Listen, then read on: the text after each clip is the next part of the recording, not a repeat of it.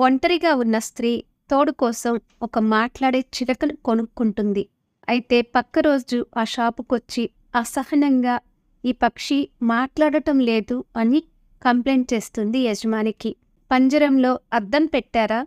చిలకలకు అద్దాలంటే చాలా ఇష్టం. తనను తాను చూసుకుంటూ మాట్లాడుతుంది అని చెప్తాడు యజమాని. ఆ మహిళ అద్దం కొని పంజరంలో పెడుతుంది. పక్క రోజు అద్దం పెట్టినా మాట్లాడడం లేదు అని మళ్ళీ కంప్లైంట్ చేస్తుంది. చిలుకలకు నిచ్చెనలంటే ప్రాణం. ఒకటి లోపల పెట్టండి అంటాడు. అయినా మాట్లాడడం లేదు అంటూ మళ్ళీ వచ్చి కంప్లైంట్ చేస్తుంది.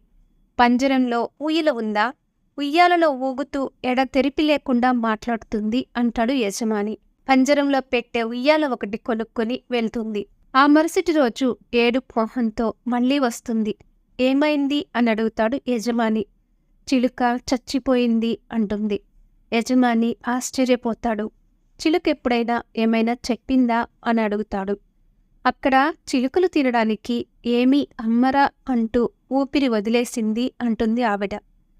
చాలాసార్లు జీవితానికి ఏది ముఖ్యమో మర్చిపోయి ప్రాముఖ్యం లేని విషయాల పట్ల మొగ్గు చూపిస్తూ ఉంటాము.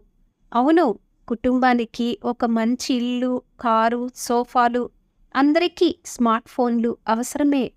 అవి కొనిచ్చి అందరినీ సంతోషపరుస్తున్నాం అనుకొని భ్రమపడటం కూడా తప్పే.